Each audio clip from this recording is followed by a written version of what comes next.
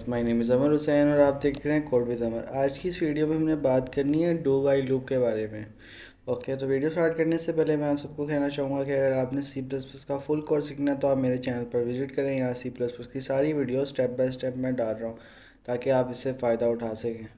Okay, तो चलें video start करते हैं। हम अपने वी एस कोड की तरफ जाते हैं। कल हमने पढ़ा था वाइल लूप। फाइन, मैं साइज़ थोड़ा सा इंक्रीज़ कर दूँ।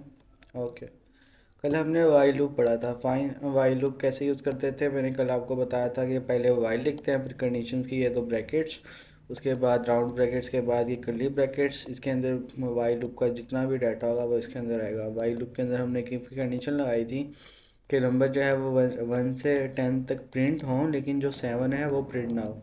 ओके, तो आज हमने पढ़ना है डू वाइल लूप। ओके, तो डू वाइल लूप और वाइल लूप में क्या डिफरेंस है, पहले थोड़ी सी ना इस बारे में बात कर लेते हैं। तो जब आप डू वाइल लूप का सिंटैक्स देखेंगे तो आपको आइडिया हो जाएगा कि डिफरेंस क्या है डू वाइल लूप में।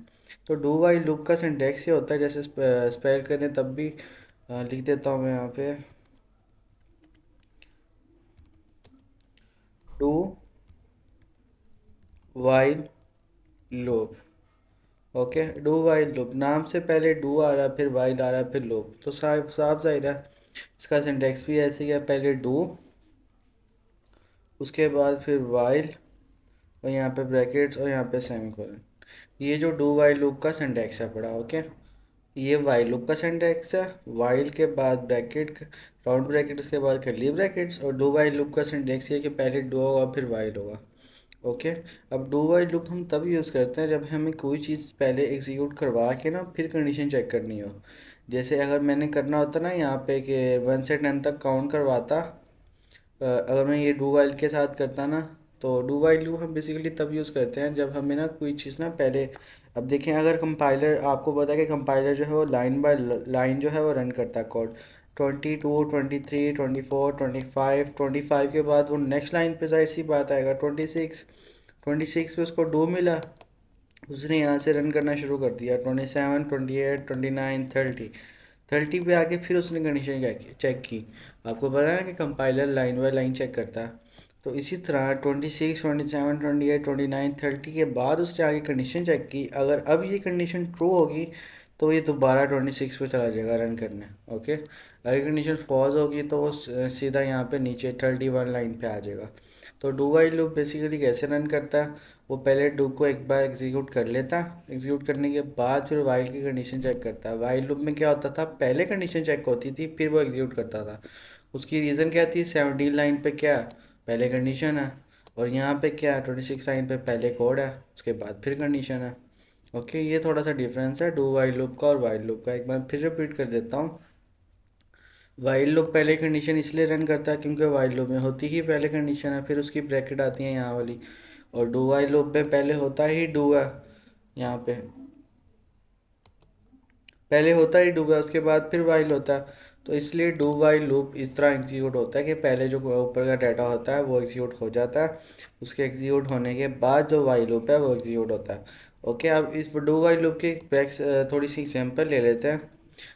जैसे ना, अगर डू वाइल लूप हम तब यूज़ करते हैं जैसे हमें ना किसी जैसे कि एग्जांपल ले लेते हैं हम ज़रा, एग्जांपल ले लेते हैं। हमें शो करवाना है रेस्टोरेंट का ना मेन्यू, कुछ भी मेन्यू आप शो करवा रहे हो। आप एक आपने रेस्टोरेंट बनाया, आपने एक मेन्यू शो करवाना है। अब मेन्यू जो है, अब मैं एक कस्टमर हूँ। ओके, अब मैं एक कस्टमर हूँ, आप मेरे पास आए, आपने मुझे पहले मेन्यू देना है ना। तो ये सपोज कर लो ये वो मेन्यू है जो आपने मुझे दिया। मेन्यू देने के बाद यहाँ पे मैंने आके डिसाइड करना है कि मैंने इनमें से क्या ऑर्डर करना है। ओके, ऐसे ही होगा ना, ये तो नहीं कि पहले मैं बगैर मेन्यू देखे मैं कैसे ऑर्डर कर लूँगा। तो इसी तरह पहले मैं उसे, वो मुझसे पूछेगा कि आपने मेन्यू आप देख लें, मेन्यू के बाद आप बताएंगे आपने क्या ऑर्डर करना है। तो डू वाइल लूप हम वहाँ पे यूज़ कर सकते हैं। अब इसकी एग्जांपल लेते हैं। मैं बना देता हूँ एक वेरिएबल बनाता हूँ, इंट ए। ओके, यहाँ पे वाइल लूप में आते हैं, हम कहते हैं सी आउट एक करते हैं, हम उस मैसेज दे देते हैं, if you want, sorry if you want नहीं, शुगर, शुगर नहीं, कॉफ़ी कर लो।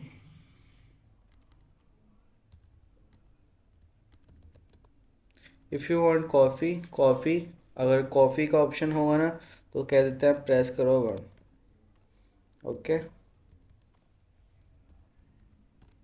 ओके, अगर कॉफ़ी है तो प्रेस करो वन। अब दूसरा एक सी आउट होता है, कॉफ़ी के अलावा कुछ भी और ऑप्शन हो जाए, जैसे चाय। कॉफ़ी शॉप है आपकी, आपने ना ये एक मेन्यू है जो यूज़र को दिया, प्रेस टू सी आउट। और क्या कर सकते हैं हम? हाँ, एक और सी आउट, एक और करना है सी आउट, कॉफ़ी, चाय, चॉकलेट, केक, सॉरी केक कर लें, केक। प्रेस कर दो आप थ्री। ओके, अब ये मेरे पास छोटा सा रेस्टोरेंट है जिसके बाद ना तीन ऑप्शन है, और मैं लास्ट में एक ऑप्शन दे देता हूँ। आ, क्या ऑप्शन दे सकते हैं हम? Skip, and the menu, sorry, and the menu. Menu को एंड कर दो, मेन्यू से बाहर चले जाओ। ओके, यहाँ पे एक बार कंडीशन मैं बाद में सोचूंगा, पहले एक बार कोड नीचे लिख देते हैं। एक ना जैसे कि एग्जांपल के मेन्यू ख़त्म हुआ था, थोड़ी देर बाद ऑर्डर इज़ रेडी। ओके, एक मैसेज शो करवाना है कि ताकि आपको पता चल जाए कि वाइल लूप से बाहर कब आएगा। वो वाइल लूप के बाद वो नीचे ये लाइन जो है ये एग्जीक्यूट होनी है ना। तो मैं ज़रा इसको स्पेस ख़त्म कर देता हूँ। अब देखिए, अब डू वाइल लूप में उसने आना, उसने पहले मुझे एक बार ये रन करना था। ओके, उसके बाद फिर मैं यहाँ डिसाइड करता कि अब मुझे इनमें से कुछ ऑर्डर करना है कि नहीं करना। अब ना एंड दी मेन्यू के लिए हम कर देते हैं press four. Okay, press four जो है वो एंड द मेन्यू है। अब ना कंडीशन हम कुछ ऐसी डालेंगे कि जब वो कंडीशन तब एग्जीक्यूट, कंडीशन ट्रू होती जाए जब तक हमने यहाँ से ऑर्डर करना हो, जैसे ऑर्डर ना करना हो तो कंडीशन फॉल्स हो जाए ताकि वो लूप से बाहर आ जाए कंपाइलर। तो कैसे ही हो सकता है अगर हम कर लें A is equal to four, ये तो कंडीशन एक ही बार ट्रू होगी ना। हाँ, ओके, कंडीशन, अब ये जो कंडीशन होती है is equal to four, means कि अगर मैं फोर नहीं दबाता, फोर नहीं दबाता ना, तो तब ये कंपाइलर यहाँ से बाहर आ जाता। तो मैंने ऐसा कुछ नहीं करना, मैंने ऐसे कर लेते हैं नोट ए जो है, यहाँ पे कंडीशन क्या डाल सकते हैं कि हम कंपाइलर जो है वो बार बार इसको रन करें। ज़रा आप भी सोचें, मैं भी सोचता हूँ। तो हम क्या कर सकते हैं यहाँ पे, अगर मैं कंडीशन कुछ ऐसी डाल दूँ कि सबसे, अगर मैं कुछ ऐसा कर दूं कि ए जो है, जो यूज़र डाटा एंटर करेगा, वो तो एक, अब हमारे पास मेन्यू में तीन चीज़ें हैं, तीन चीज़ों के अलावा एंटर जो है वो नहीं कर सकता। अगर वो फोर एंटर करता है या कुछ और एंटर करता है तो वो बाहर आ जाए, ऐसे ही ना। तो अगर मैं कंडीशन यहाँ पे थोड़ी सी चेंज कर दूँ कि सी आउट में कह दूँ and the menu press any other number, मैं ये कह दूं कि अगर आपने मेन्यू एंड करना है ना खुद कुछ भी और, तो आप बटन जो है प्रेस कर दो वन टू थ्री में से अलावा। तो अगर हम ऐसे करते हैं इज इक्वल टू वन, और ऑपरेटर जो होता है ना, और ऑपरेटर, तो वो उन दो, वो मैंने आपको लास्ट टाइम ही बताया था, और ऑपरेटर दोनों में से कोई भी एक कंडीशन ट्रू हो गई तो वो ट्रू हो जाएगा, मीन्स के कंपाइलर समझेगा कंडीशन ट्रू है, मैं दोबारा रन करूँ। तो इज इक्वल टू ट्रू है, अगर इज इक्वल टू टू है, और जो है इज इक्वल टू थ्री है। तो इन तीन, जब इन तीनों में से कोई भी एक ट्रू होगा, मीन्स के यूज़र ने इन तीनों में से कोई एक चीज़ एंटर किया, वो दोबारा इसको रन करेगा। ओके, अगर मैं यहाँ पे एंड ऑपरेटर लगाता तो मेन्यू में ना तीनों चीज़ें एक ही बार रन होना लाजमी होती हैं। यहाँ पे एंड ऑपरेटर लगाता, एंड ऑपरेटर तब ट्रू करता है ना जब सारे ट्रू होते हैं। तो मैं एक टाइम मेन्यू में कोई एक ही चीज़ ऑर्डर कर सकता हूँ ना यहाँ पे फ़िलहाल। तो मेरे पास एक ही ऑप्शन होगा, एक ही बटन दबाना होगा, तो मैं एक ही बार कर सकता हूँ। तो इसलिए मैंने यहाँ पे और ऑपरेटर लगाया। अच्छा, यहाँ पे एक चीज़ हमने गलत की है कि हमने यहाँ से कुछ लिया तो है नहीं, सीन तो लिया ही नहीं है। सीन भी तो लेना था ना, कंट्रोल एस किया। अब मैं इसको रन करूँ, अब देखें क्या होता है। मुझसे उसने पूछा कॉफ़ी, चाय, केक, अगर आपने मेन्यू एंड करना है तो कुछ भी और नंबर दबा दो, मैंने टू दबाया। उसने फिर मुझसे पूछा, मैंने थ्री दबाया, फिर पूछा, मैंने 1 दबाया, फिर उसने मुझसे पूछा ओके। अब जब मैं दबाऊंगा 7 तो देखें ऑर्डर इज रेडी, मीन्स के जो हमारा कंपाइलर है वो यहाँ से बाहर आ गया। कंडीशन मैनेज करने के और भी बहुत से तरीके होते हैं, ये सबसे सिंपल था इसलिए मैंने ये बताया। आपने अगर इस तरह नहीं करना तो एक और मैं अभी बता देता हूँ, आपके माइंड में क्या पता इससे अलावा कुछ और आ रहा हो तो आप जैसे मर्ज़ी भी कह सकते हैं। कंडीशन ना जिस तरह मर्ज़ी आप लगा सकते हैं। अगर मैं कह देता ये जो है वो जो लेस देन, ए जो है वो लेस देन हो, और ए जो है लेस देन, नहीं मेरे ख्याल से मुझे तो अभी यही करते हैं कुछ और सोचते हैं। अगर हम कह दें कि ए जो है वो लेस देन इक्वल टू 1 है, नहीं ये सेटिस्फाई नहीं करेगा। मुझे तो यही अच्छी लग रही है जो मैंने यहाँ पे लिखी है। आपको अगर इस माइंड में से कुछ और आ रहा है तो आप वो भी ऐड कर सकते हैं। Okay fine.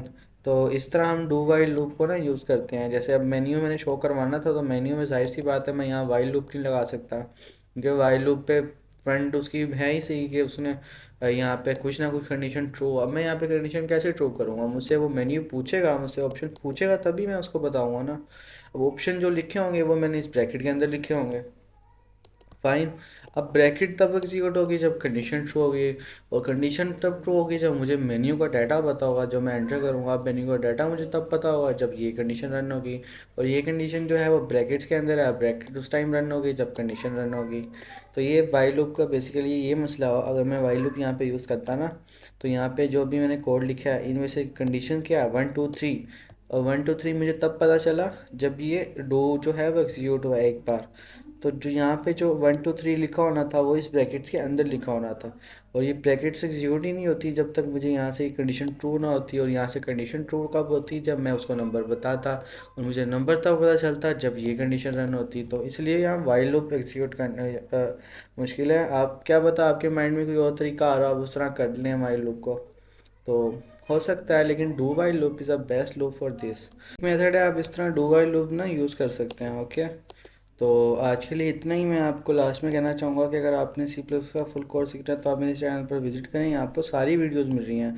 अभी तक हम लूप से पहुँच चुके हैं। लूप से पहले हमने सारे जो मेन बेसिक कॉन्सेप्ट हैं वो हमने कवर किए हैं। Input output header file, reference variable क्या होता है, इसी तरह ये सारी चीज़ें हमने पढ़ी हैं। तो उम्मीद है कि आपको इस वीडियो अच्छी लगी होगी। Thank you.